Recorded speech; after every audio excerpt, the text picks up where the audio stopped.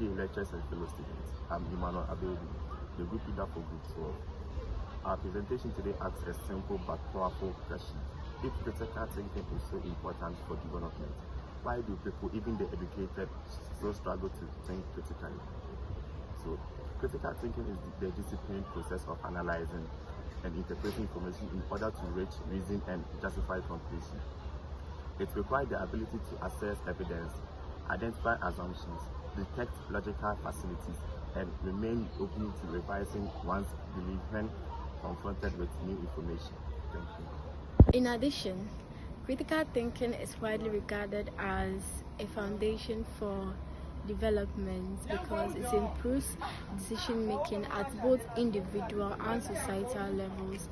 Individuals who think critically are better equipped to make informed decisions, avoid manipulation, and they're able to make informed choices about their health, their relationship, their finances, and every other aspect of their lives, and they are less vulnerable to deception. Thank you.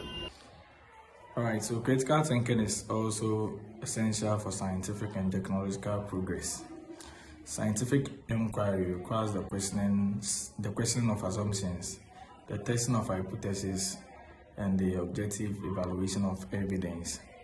Many scientific breakthroughs occurred because individuals challenged accepted beliefs and explored alternative explanations. Innovation thrives where critical inquiry is encouraged. Economic development similarly benefits from critical thinking. Modern organizations value employees who can solve problems creatively, adapt to changing circumstances, and make evidence-based decisions.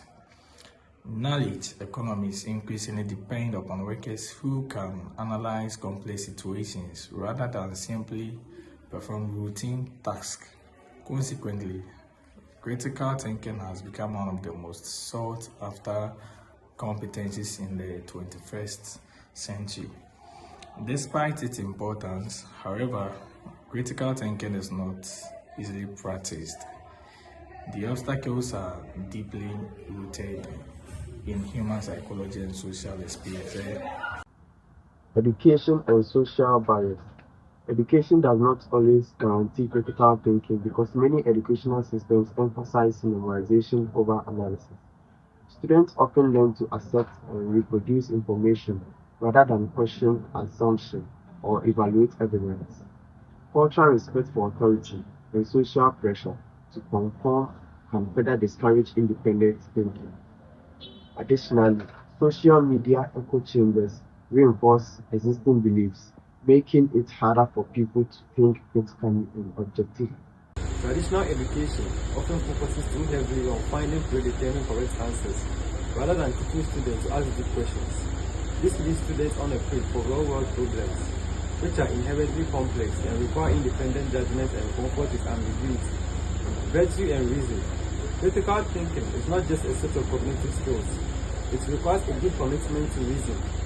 According to Siegel, this commitment relies on intellectual virtues like honesty, humility, courage, and fairness, which must be internationally practiced and reflected upon, rather than simply memorized in school.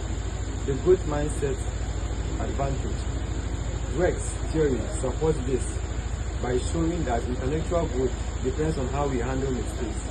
A good mindset fosters critical thinking by treating errors as opportunities to learn and revise beliefs, whereas a fixed mindset avoids challenges to avoid exposing weaknesses. Okay, I'm talking about why education does not guarantee critical thinking. Okay, according to Segal 1888 and Dwell 2006, true critical thinking requires more than just mental skills. It demands a personal commitment and to reason and contribute to self-improvement. This approach relies on two core pillars: intellectual and virtual pillars, and these creative trials like honesty, humility, courage, and fairness require international practice and reflect rather than just formal schooling. And another one is a growth mental mindset. Embracing a growth mental mindset allows people to view mistakes as learning opportunity and remain open to revision their beliefs, whilst a fixed mindset causes people to avoid challenges out of fear and expose their weaknesses. Thank you. Literacy is important because it helps people evaluate information, recognize misinformation, and understand how algorithms affect your decision online. Education should also promote intellectual humility by teaching students how to accept evidence and change their views when necessary. Encouraging critical thinking can help reduce overconfidence. Addressing the barriers to critical thinking requires reform at multiple levels. Education institutions should move beyond rote learning and embrace inquiry-based approaches that encourage analysis, discussion, and reflections. Students should be awarded for evaluating agreement, identifying assumptions, and defining conclusions with evidence. Media and literary education is equally important. Citizens need the skills necessary to access sources, identify misinformation, and understand how algorithms influence information exposure. Such skills are increasingly essential in digital societies. So I'll be talking about cognitive and psychological bias. The text prevents individuals from engaging in effective critical thinking. It highlights how humans often default to fast, intuitive processes instead of the slower, more analytic effort required for complex reasoning. Key obstacles discussed include confirmation bias, where people favor information that support their current views, and the one which causes those with limited knowledge to overestimate their abilities. Additionally, the source explains how emotional reasoning and cognitive disorder leading people to reject facts that threaten their personal identity or causes psychological discomfort. Finally, this internal mechanism creates significant challenges.